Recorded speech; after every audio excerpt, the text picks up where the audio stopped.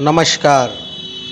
अब होगा finance minister की अगली सेबी प्रमुख तौहीन कांता पांडे द्वारा सहारा निवेशकों का भुगतान और समाधान। सहकारिता मंत्री अमित शाह जी सहारा के मामले में क्या एक्शन लेने वाले हैं, यहाँ पर देखिए।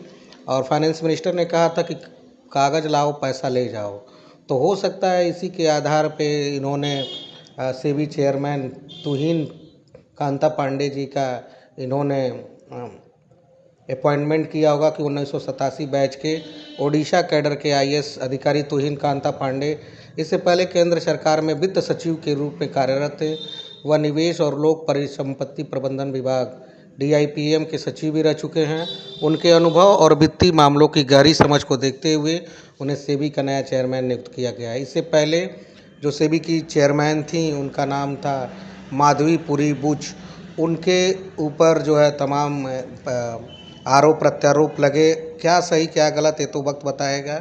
लेकिन अभी जो तौहीन कांता पांडे जी हैं, इनका क्या योगदान रहेगा सहारा निवेशकों के भुगतान में, ये तो आने वाला समय बताएगा। तौहीन कांता पांडे शनिवार को भारतीय प्रतिभूति एवं विनिमय बोर्ड सेबी के 11वें अध्यक्ष के रूप में कार्यभार संभालेंगे और संभाल लिया है। अब तक वित्त सचिव के पद पर कार्यरत थे। अब माधवी पुरी बुच की जगह उन्होंने ले लिया है, जिनका 3 साल का कार्यकाल शुक्रवार को समाप्त हो गया। और इन्होंने संसद भवन के बाहर ये कहे थे, क्या नाम है इनका, निर्मला सीतारमण जी जो फाइनेंस मिनिस्टर, इन्होंने कहा था कि आप कागज़ लाओ, सहारा के मैटर में कागज़ ले आओ, पैसा ले जाओ। लेकिन कागज़ कहाँ लाओ निर्मला सीतारमण जी, आप सही सही बताइए कि क्या निवेशकों का भुगतान आप कर पाएंगे या नहीं कर पाएंगे। अगर नहीं कर पाएंगी तो आप तौहीन कांता पांडे जी को कहिए कि जो 25,000 करोड़ रुपया सेबी में है, सहारा सेबी एस्क्रो के अकाउंट में, अब तो वो बढ़ के हमको लग रहा है कि 37,000 करोड़ रुपया हो चुका है। वो पैसा सहारा का सहारा के निवेशकों के लिए बांटने के लिए दे दिया जाए। लेकिन यही सेबी की जो चेयरमैन थे उस समय, जब सहारा श्री सुब्रत राय ने 127 ट्रक सेबी को भेज दिया कि ये डाटा लो और देखो, तो सेबी के होश उड़ गए। भैया मेरे पास इतना लोग ही नहीं है कि मैं इन सारे डाटा को चेक कर पाऊँ और सारा डाटा चेक करने के बाद मैं इन निवेशकों का पैसा देने के लिए सब आगे काम कर सकूं। तो भैया सहकारिता मंत्रालय के पास भी नहीं है उतने लोग जो कि सहारा का पूरा डेटा चेक कर सकें।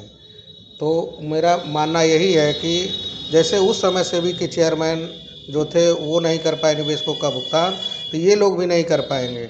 और सबसे अच्छा यही रहेगा कि सहारा के ऑफिस से ही भुगतान होना चाहिए, क्योंकि सहकारिता मंत्रालय भी इसमें नाकामयाब है। और 20-22 महीने के बाद भी 2,000 करोड़, सिर्फ और सिर्फ 2,000 करोड़ रुपए ही ये लोग बांट पाए हैं। भैया और पैसा कब तक समय लोगे बांटने के लिए। और आप तो बार बार कहते हो कि ये जुमला है, क्या ये भी तो जुमला नहीं, 15 लाख रुपया जुमला है। ये चुनाव जीतने के लिए सभी पार्टियां अपने घोषणा पत्र में जुमला करती हैं, उसी तरह से ये भी कहीं जुमला तो नहीं है कि सारा निवेशकों का भुगतान अगले 45 दिनों के भीतर हो जाएगा। चलिए ठीक है, मैं जुमला नहीं मानता हूँ, तो आखिर इतना समय क्यों लग रहा है जब पैसा रखा हुआ है, सारा डॉक्यूमेंट्स आपके पास है, पोर्टल आपके पास है, नियम है आपके पास है, सारा प्रबंधन साथ देने की बात भी कर रही है। सहारा का ऑफिस खोलना चाहिए और निवेशकों का भुगतान होना चाहिए। हम लोगों ने कई बार सर्वे भी कराया, हम और रेटिंग इंडिया ने, कि आपको मूलधन मिलने में मिले तो ठीक है कि नहीं, तो सब लोगों ने तैयार हो गए कि हाँ मूलधन मिल जाएगा तो भी ठीक है, कम से कम something is better than nothing. इस नीति के तहत अगर चलेंगे तब भी सहारा के निवेशक चाहते हैं कि हमारा मूलधन ही मिल जाए, इस बात पे लोग तैयार हैं। लेकिन कुछ लोग हैं जो चाहते हैं कि अगर मिले तो पूरा मिले, नहीं तो नहीं मिले। मुझे लगता है कि जिस तरह से विजय माल्या ने कहा था कि मेरे पास 7,000 करोड़ रुपये आप ले लो, सरकार ने मना कर दिया साफ, उसी तरह से ये भी दिक्कत हो सकती है। इसलिए मुझे लगता है कि सहारा के ऑफिस खुलने चाहिए और सहारा के निवेशकों का संपूर्ण नहीं तो कम से कम मूलधन तो मिल ही जाना चाहिए। और अगर एम्बे वैली प्रॉपर्टी और तमाम जो प्रॉपर्टी है सारा प्रबंधन की, अगर वो बिक जाती है तो संपूर्ण भुगतान की भी गारंटी दे दीजिए। ये तो आप लोगों के हाथ में है, तमाम तरह के नए नियम कानून लगाए जा रहे हैं और अमित शाह सहकारिता मंत्री जी को चाहिए कि वो निवेशकों के भुगतान के लिए सही कदम उठाएं। नमस्कार, धन्यवाद। लाइक करते रहिए, शेयर करते रहिए, सब्सक्राइब करते रहिए।